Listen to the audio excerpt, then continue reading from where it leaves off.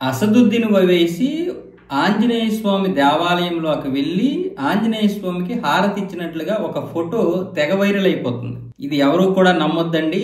ఇది కేవలం ఫేక్. ఇది ఏఐ ద్వారా క్రియేట్ చేసినటువంటి ఒక ఫేక్ ఫోటో. ఆర్టిఫిషియల్ ఇంటెలిజెన్స్ ద్వారా క్రియేట్ చేశారు. కాబట్టి ఎవరు కూడా దీన్ని నమ్మొద్దు. మీరు ఎవరికి పంపించొద్దు. మీరు మోసపోకండి, వారిని మోసం చేయకండి. ఎందుకంటే అసదుద్దీన్ ఓవైసీ అనే వ్యక్తి ఇప్పుడు భారత పార్లమెంట్ లో ఒక ఎంపీగా ఉన్నాడు. అలాంటి వ్యక్తి 15 నిమిషాలు పోలీసులు కళ్ళు మూసుకుంటే హిందువులే లేకుండా చేస్తానన్నటువంటి వాడు మన ఆంజనేయ స్వామికి హారతిస్తాడా?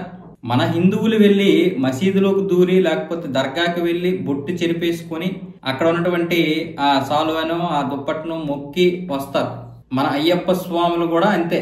ఒకసారి రామచరణ్ అలాగే చేశాడుగా. అయ్యప్ప స్వామిగా ఉండి నుదిటిని బొట్టు చెరిపేసి మరీ దర్గాకి వెళ్ళాడు. ఆ శవయాత్ర చేశాడు. మనం కూడా చాలా మంది అయ్యప్ప స్వాములను చూస్తున్నాం. ఆ వావరు శబరిమల వెళ్ళినప్పుడు అయ్యప్పను దర్శించుకోవడానికి వెళ్ళినప్పుడు వావరు అనే ఒక సమాధిని సందర్శిస్తారు. దానికి ఇప్పుడు వావర్ స్వామి అని పేరు పెట్టారు మన అయ్యప్పలో. కాబట్టి ఇలాంటి అసదుద్దీన్ ఓవైసీని మీరు ఎవరు నమ్మకండి. అలాంటి అసదుద్దీన్ ఓవైసీ ఆంజనేయ స్వామి దేవాలయంకి ఎలా వెళ్తాడండి?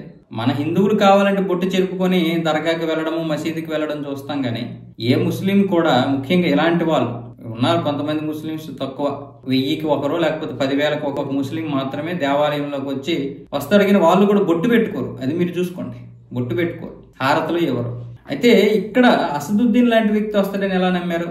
హిందువులే లేకుండా చేస్తానన్నటువంటి ఒక రాజ్యసభ సభ్యుడు ఆంజనేయ స్వామి టెంపుల్ కి రావడమే గొప్ప అనుకుంటే మళ్ళీ అక్కడ హారతి ఇవ్వడం. కాబట్టి ఆ ఫోటో చూశారు కదా, ఎవరు కూడా నమ్మకండి ఈ యొక్క ఫోటోని.